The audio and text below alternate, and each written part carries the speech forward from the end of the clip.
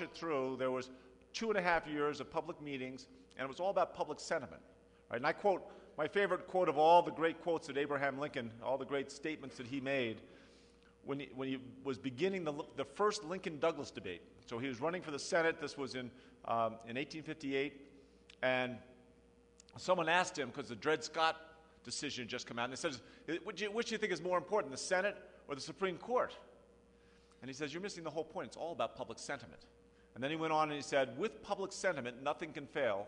Without it, nothing can succeed. And that is why those who mold public sentiment go deeper than those who enact statutes, legislators, those who enact statutes or those who pronounce decisions, judges, as valuable as judges are. So we have several judges right here. Hey, I may be from the restaurant business and a little slow, but I know which side my bread is buttered. That level of collaboration is going to help us get through these difficult economic times and certainly through the city's budget in ways that I think other communities are going to be very envious of. Now, the budget, you've all heard these numbers, but I'll go through them quickly just so you can get a sense. We have to find this year, in the remaining 6 months of this calendar year, and then we're right now putting to bed the budget for 2010, but we have to find $120 million in savings out of a $950 million budget. That comes on the tail of we cut $86 million about 9 months ago. Right? So when you put that together, that's about a 23% budget cut. And certainly for this year, we still had to pay all of our collective bargaining agreements, which is about half the total payroll of the city, our police, fire, and sheriffs, and they were all getting 3% and 4% raises. So when you mold all that together, the cuts in what part of the budget we had that we could manipulate were closer to 30 or 35%.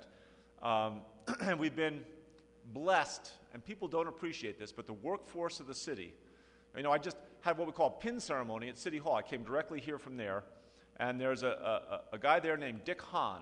Dick Hahn has been working in the Environmental Health Agency. He's been working for the city for 54 years, right?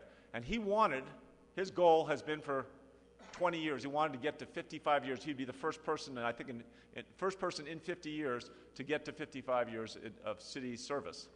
And yet within his agency, there was going to have to be somebody laid off, and they all knew what the budget cuts needed to be. And he went to Nancy Severson, the manager of the agency, and said, I don't have to get to 55. I've got a full pension. I've had a great life. I'll come in and help do. I love doing what I'm doing so much. But let's not look at the layoff. Let's figure out a way to do this without a layoff. And we have seen that up and down throughout the city agencies from top to bottom. We haven't announced it yet. I think by the time we get it out of here, it will have been announced. So I can say it, although if there are any journalists here, you publish this at your own risk. Could always change between when I walked in those doors and when I walk out. But our firefighters are entitled to next year a 4% raise. And they're going to give up that raise, right? They're going to push that raise off for a year.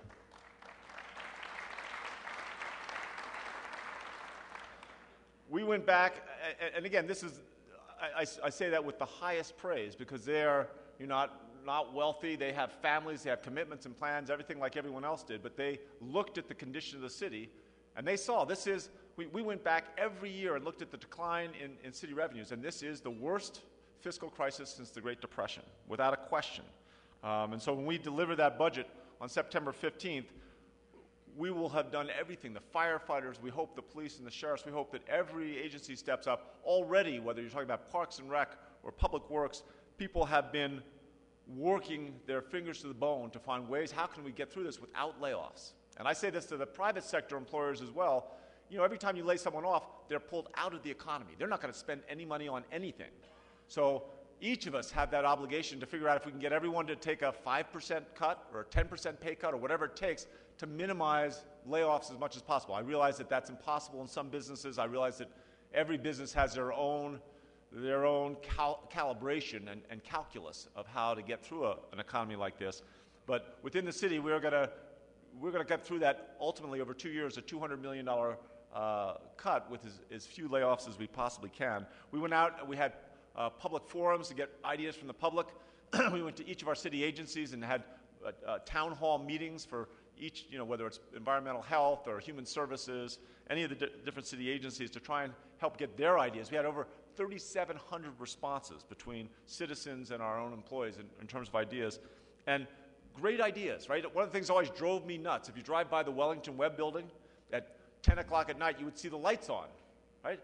What the heck? You know, we're supposed to be cutting carbon emissions. We're worried about energy consumption, sending all this money out to foreign dictatorships to buy oil. What are our lights doing on? Well, it turns out when everyone leaves at 5 or 6, you have custodial. The janitorial teams come in and do the work. It usually takes them about 6 to 7 hours if they, and they'll come in a little early, but they're usually there till 10 or 11 or 12 o'clock at night. Well, one of our staff custodians said, well, I don't think we'd interrupt the business of the day all that much if we went in and emptied waste baskets and did all the major part of our work during the day, and then we just do the vacuum cleaning or floor polishing that last little bit in the last hour or two. Let's see if we can do that during the course of the day and shut the building down let's see if we can shut the buildings down by 7 or 7:30. Well, in the end, yeah, exactly. That saves, because of you have to have security for a city building, so there's got to be a security personnel there, the electricity, everything. That saves $230,000 a year. We had a budget meeting yesterday where, and again, each of these agencies have always had their own services. So Parks and Rec, at each rec center, at each park where there's trash or dumpsters, they have their trash truck comes and picks it up, and but they're nowhere near as efficient as our sanitation department in Public Works. And some of this stuff obviously looks a little obvious, but in the momentum of a large bureaucracy like the city, these things usually don't get looked at. But now suddenly we're going to have each rec center and each park now is no longer, they're going to not pick up their own trash anymore. I mean, they'll collect it. Don't misquote me. They will pick up their own trash. I know how you guys can be. But they will not aggregate. They will not, in other words, we'll have our Public Works trucks on their normal routes, so we'll make sure the containers are appropriate, but they'll pick up the trash that way as well. We're going to have $22 million in operational deferrals in terms of vehicles we should be buying. We have kept over 400 positions. Now, we could see this economy, like most people, coming more than a year ago. So we did a hiring freeze in May of 2008. So we now have over 400 empty positions, and the real challenge is to say, all right, so we haven't filled those positions. How do we reconfigure our processes, how we go about our work every day, so that we don't have to fill them? Because we can see, I mean, when you go out, one of the great things about going out to the public and asking them, how do you feel about paying to have your trash collected? Oh, we don't want that. Yeah. There doesn't seem to be a strong sentiment for people to pay more taxes or fees. So the only place we're going to raise fees is where we clearly can show that the cost of this operation isn't even closely connected to the fees, and maybe the fees should be slightly larger, but the fees will be, any fee increases will be very modest, and certainly we would never go anywhere near, now I shouldn't speak for City Council. The administration doesn't want to go anywhere near doing something and going out and putting a hefty fee on trash collection or something like that without letting the people have a voice in that.